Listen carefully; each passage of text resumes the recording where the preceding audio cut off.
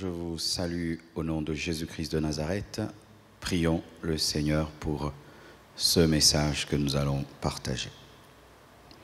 Seigneur Dieu de gloire, tu nous demandes de saisir toute occasion favorable ou défavorable pour annoncer ta parole. Je prie que ce message bénisse tous ceux qui vont le suivre et qui vont le suivre ici en présentiel et sur YouTube, Facebook. Je demande que tu me oignes pour cela, au nom de Jésus-Christ. Amen.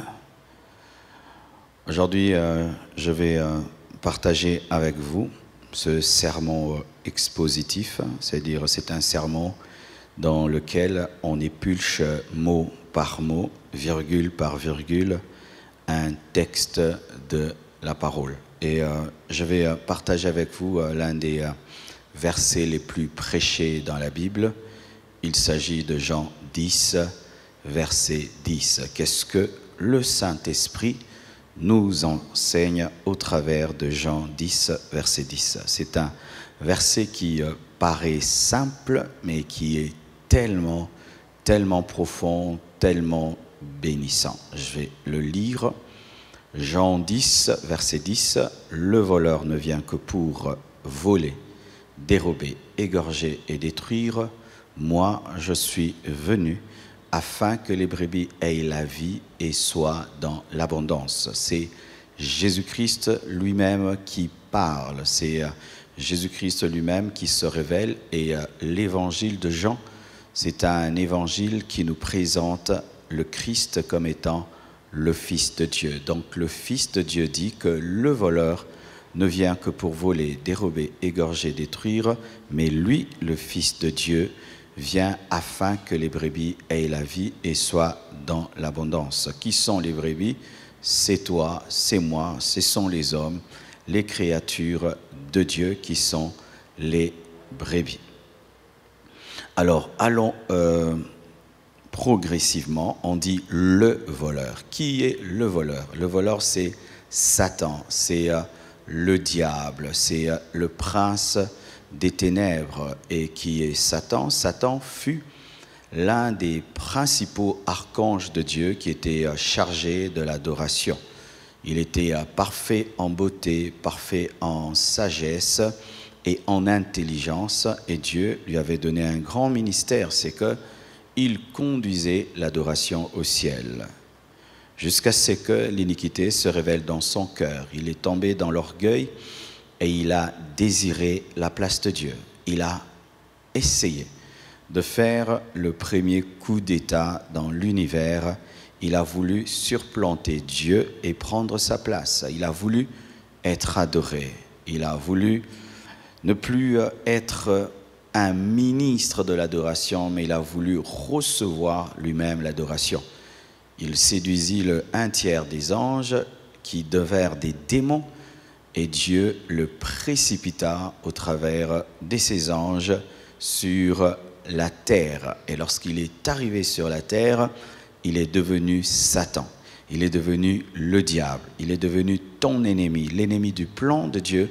Il est devenu le prince des ténèbres, lui qui était un ange de lumière, car son nom, avant d'être appelé Satan, avant d'être appelé diable, c'était Lucifer, l'ange de lumière. Et Lucifer, ce n'est pas un nom démoniaque, c'est le nom que Dieu a donné à Satan avant qu'il ne chute. Ainsi, il était un ange de lumière, comme Gabriel, comme Michael. Donc, lorsqu'on parle de Satan, on parle d'un ancien serviteur de Dieu. Lorsqu'on parle de Satan, on parle d'un ange déchu, d'un ange rébellé, d'un esprit qui fut au service de Dieu, mais qui par orgueil et par rébellion est devenu Satan, l'ennemi de Dieu. Alors la Bible dit le voleur, c'est-à-dire Satan, ne vient que, c'est-à-dire c'est une spécialité. Quand on dit ne vient que, c'est-à-dire il ne sait faire autre chose. Il est spécialisé à faire le mal.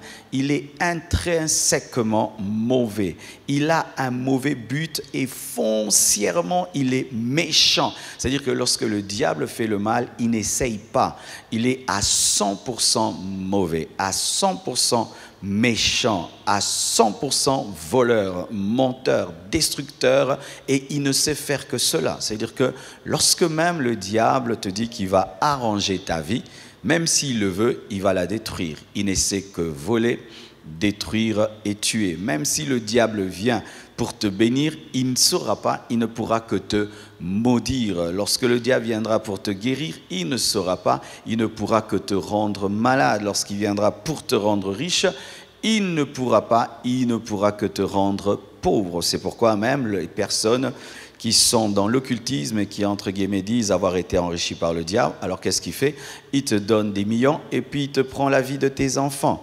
Il te donne le succès et puis il t'enlève la joie. Il te donne la gloire et puis il tue ton enfant préféré. Ainsi, il te vole un enfant qui n'a pas de prix. Donc Satan ne sait que voler, il ne sait que détruire. Alors faites très attention, vous qui êtes dans l'occultisme, dans la magie, vous qui êtes sollicités par l'occultisme, par la sorcellerie, par les ténèbres, vous disant on va te rendre intelligent, on va te donner du succès, tu seras plus grand. Le diable ne sait que voler, détruire et égorger. Il va te donner la gloire. Ensuite, il te prendra tout. C'est un escroc, c'est un voleur. Il ne sait que voler. La Bible dit, il ne vient que pour voler. Le diable n'a rien, c'est pourquoi il vole. Un voleur est un pauvre. Lorsque quelqu'un vole, c'est donc qu'il n'a rien. Dieu ne vole pas parce qu'il a tout, parce que Dieu est riche. Satan est un voleur parce que c'est un pauvre. Et il y a des gens qui disent, le diable m'a donné, le diable m'a donné. Comment un homme riche, un esprit riche peut voler? On ne vole que quand on est pauvre. Satan est un pauvre. Parce que lorsqu'il était créé, la Bible nous dit que des pierres précieuses le couvraient. Mais quand il a abandonné Dieu, il est tombé dans la pauvreté et depuis, Satan est devenu un voleur. Si tu sers le diable, tu sers un pauvre. Si tu sers le diable, tu sers un voleur. Tu sers celui qui doit prendre chez autrui pour avoir. Et c'est ça le vrai Satan. C'est un pauvre, c'est un voleur. Il ne vient que pour voler. Le diable ne sait que voler parce qu'il est pauvre, pour dérober. Satan vient dérober la joie, dérober la paix, dérober le bonheur, dérober la santé, dérober l'onction, dérober le pouvoir, la domination, comme il a fait avec Adam et Ève. Qu'est-ce qui s'est passé dans le jardin d'Éden? C'est que lorsque l'homme a été créé à l'image de Dieu, et que même s'il était poussière, c'est à lui qu'on avait donné la domination de la terre. Alors Satan est entré dans le serpent afin de dérober la domination sur la terre. Lorsqu'on dit que Satan est le prince des ténèbres, il a eu en dérobant, en volant comme Jacob a dérobé le droit d'aînesse d'Ésaü. Il a volé.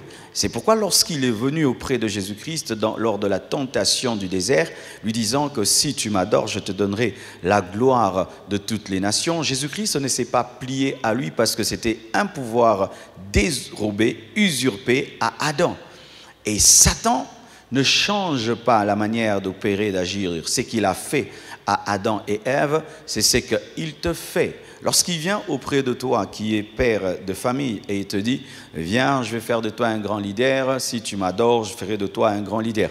Ok, il fait de toi un grand politicien, mais il donne la maladie à tes enfants, il fait que tes enfants soient des fous et tout le reste. Alors tout le temps de ton leadership, tu le passes dans les hôpitaux, tu es très stressé, tu ne dors pas, et ainsi commence à commander tes enfants, diriger tes enfants, parce que c'est toi qui lui a donné le pouvoir. Satan est un voleur de joie. Satan est un voleur de paix. Satan est un voleur de bonheur. Lorsque tu es heureux comme Adam et Ève étaient heureux dans le jardin d'Éden, Satan n'était pas content. Mais lorsqu'il a vu Adam commencer à se cacher derrière un arbre, il a vu Adam qui avait peur, il était heureux. Il était jaloux quand il voyait Adam jouir du jardin d'Éden. Il était jaloux. Mais quand il a vu l'homme commencer à se cacher derrière un arbre, alors que celui qui devait dominer sur l'arbre, il était très heureux. Il était très heureux lorsqu'il a vu Caïn tuer Abel, et il a vu Adam et Ève pleurer leur enfant. Il était très heureux. Quand tu es heureux, quand tu es sage, quand tu es oint, quand tu es en communion avec Dieu, Satan est jaloux. Et qu'est-ce qu'il fera? Il viendra te dérober. Mais qu'est-ce qu'il utilise pour dérober? Il utilise la ruse de l'échange. Donne-moi et je te donnerai. C'est ce qu'il a dit à Ève. Si vous mangez, vous aurez la connaissance du bien et du mal. C'est-à-dire, je viens vous proposer ce que Dieu ne vous donne pas. Il ne veut pas que vous soyez comme lui. Alors donnez-moi le pouvoir et vous allez voir.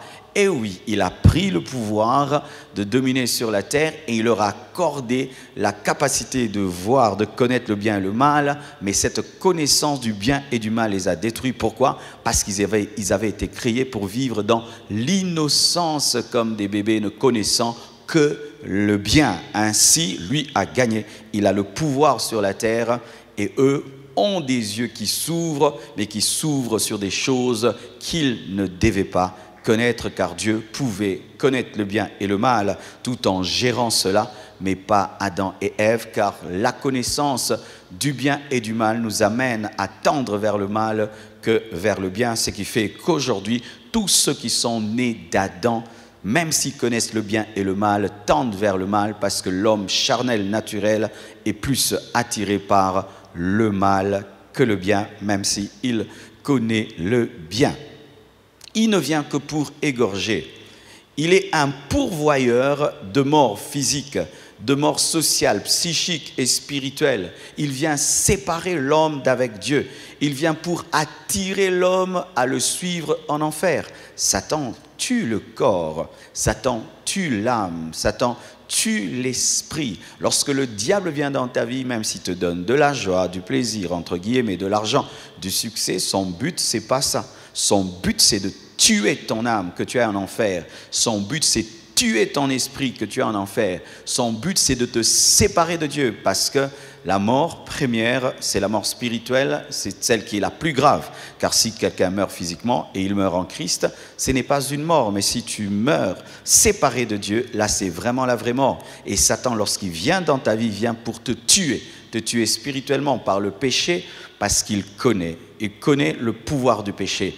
Lui-même y a goûté. Il était un ange en communion avec Dieu. Lorsque le péché, l'iniquité s'est retrouvé en lui, il était séparé de Dieu. Il est mort. Satan est un esprit mort. Et il sait que s'il amène l'homme dans le même péché que lui, l'homme sera séparé de Dieu et l'homme mourra. Et l'homme sera condamné à aller en enfer. Sachez que l'enfer n'a pas été créé pour l'homme. L'enfer a été créé pour Satan et ses démons. Mais tout homme qui suit Satan finit en enfer comme lui. Et il veut t'attirer en enfer. Il aimerait que tu puisses goûter à son jugement parce qu'il est jaloux de toi. L'homme a été créé pour être dans un paradis. Satan doit finir en enfer, mais il veut te contaminer afin que tu subisses son jugement. Il vient pour voler, il vient pour dérober, il vient pour égorger, il vient pour tuer la spiritualité, tuer l'âme, tuer l'esprit et pour nous conduire avec lui en enfer. Il vient pour détruire la famille, détruire l'Église, détruire la société, détruire les nations par le péché, par la désobéissance, par les guerres, par les maladies, par la sorcellerie et le mensonge comme il a fait avec Caïn, Abel et d'autres. La première famille de la terre a été attaquée par le diable. Le diable n'a pas attendu qu'il y ait deux familles. Il n'a pas attendu la famille d'Abel, il n'a pas attendu la famille de Caïn. La première famille a été attaquée. Elle a même été attaquée avant même qu'Adam et Ève n'aient des enfants. Ça veut dire le premier couple, c'est-à-dire ils étaient fiancés. Plutôt, c'était des jeunes mariés, et il n'a pas attendu qu'ils aient un seul enfant.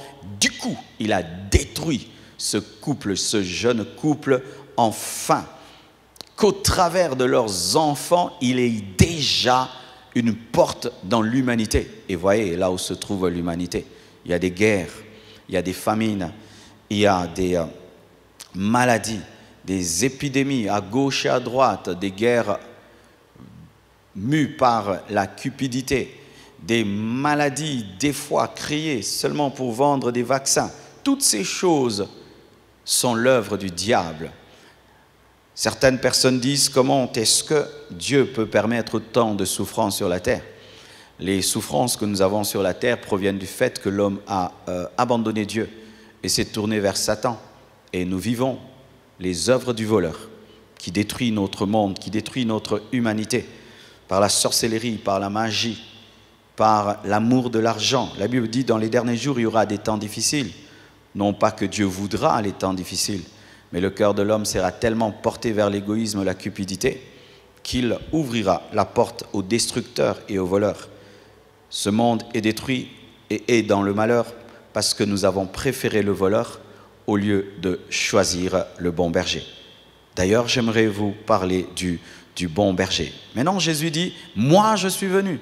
Il n'y a pas que le diable qui est à l'œuvre, il y a aussi Jésus qui est à l'œuvre. Certains chrétiens ont une théologie déséquilibrée. Ils ont la théologie du voleur. Ils ont la théologie du destructeur, la théologie de Satan, les sorciers, le diable.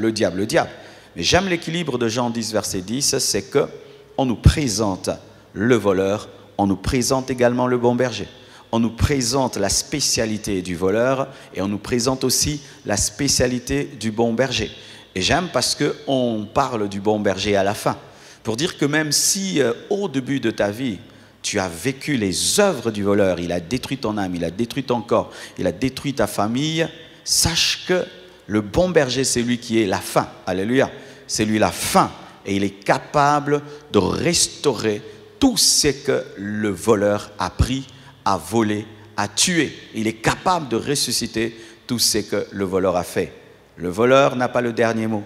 Le voleur n'est pas le maître de l'histoire, n'est pas le maître de notre destinée. C'est le bon berger qui est le maître de notre destinée. Donc, n'ayez pas seulement conscience de l'œuvre du diable, ayez surtout conscience de l'œuvre du bon berger.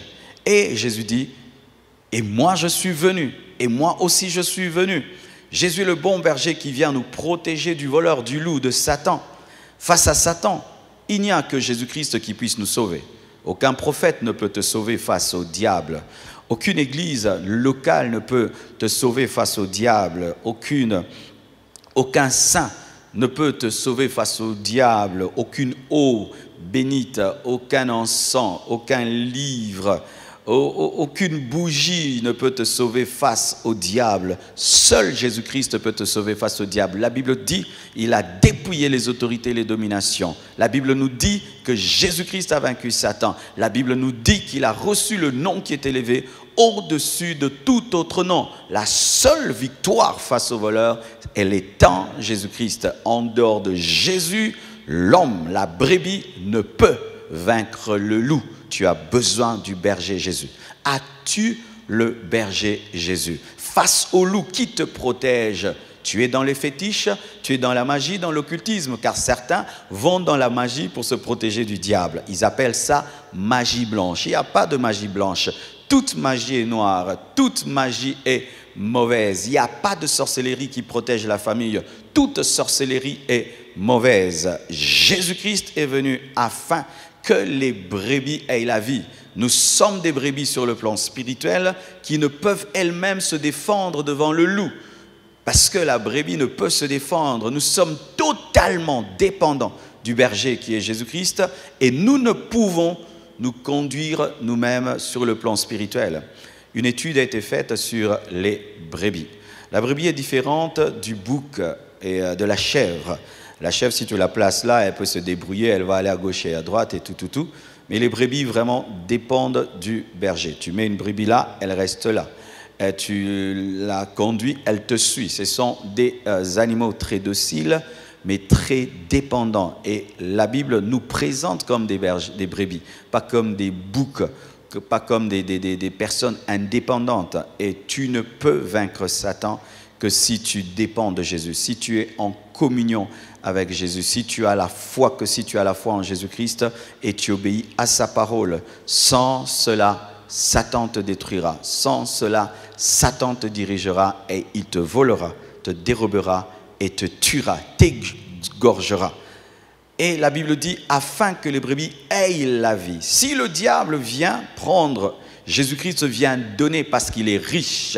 Si le diable vient voler, Christ vient restituer parce qu'il est riche. Si le diable vient pour égorger, le bon berger vient ressusciter parce qu'il est vie. Si le voleur vient pour voler, Jésus-Christ vient pour bénir parce qu'il est riche.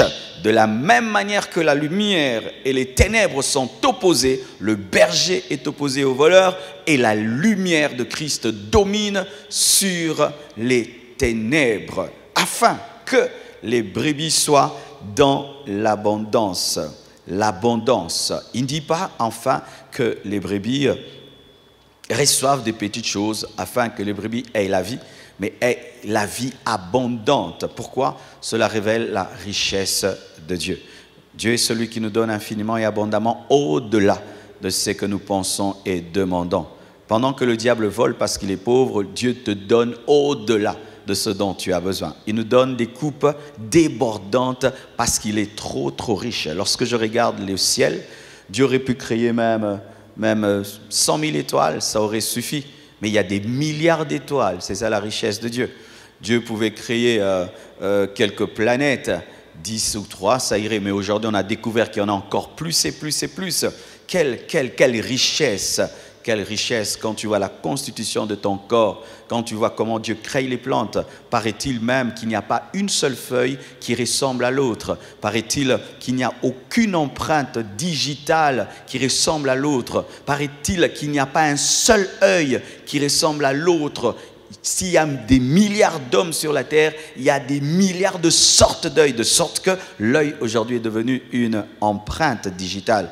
Donc Dieu est tellement riche. Et si il faut choisir entre le bon berger et le voleur, vraiment le choix est clair. Il est venu afin que nous ayons la vie éternelle. Et cette vie éternelle est une vie surnaturelle qui commence sur la terre et qui finit dans l'éternité au ciel. Jésus-Christ ne te donne pas qu'une vie terrestre comme Satan fait. Il donne un certain succès sur la terre et puis il meurt, il va en enfer. Il te donne un succès de 30 ans et après tu n'as plus de succès. Mais ce que Dieu donne dure pour l'éternité. Sur terre, le plus robuste vivra jusqu'à 120 ans. Mais ce que Dieu donne va au-delà de 120 ans. Jusque dans l'éternité, cette vie éternelle continue. D'ailleurs, tu vivras la totalité, la plénitude de cette vie que tu as reçue sur cette terre dans l'éternité. Au-delà de la mort, au-delà, Dieu nous donne des bénédictions spirituelles et physiques, des bénédictions matérielles et spirituelles. Alors je finis mon message en te disant, qui règne dans ta vie? Est-ce que c'est le bon berger ou c'est le diable? Si c'est le diable, Satan, le voleur, eh bien, tu es déjà escroqué. Tu es déjà sous une mauvaise emprise et la finalité de ta vie, ce sera la déchéance. Si cela ne se passe pas sur la terre, certainement que cela se passera dans l'éternité après ta mort. Mais tu as encore la grâce d'être vivant. Et si tu es là en train de suivre ce message, donc c'est un signe que tu es vivant. Et donc tu peux choisir. Tu peux choisir Jésus et tu peux donner le dos au diable. Tu peux choisir Jésus et tu peux te repentir de tes péchés. Tu peux chasser le voleur de ta vie au nom de Jésus-Christ et inviter le bon berger. Fais-le par une prière simple qui vient de ton cœur et dis seulement à Jésus de devenir ton berger et dis à Satan de quitter ta vie au nom de Jésus. Que Dieu vous comble de ses grâces. Je sens que quelqu'un t'est béni. Amen.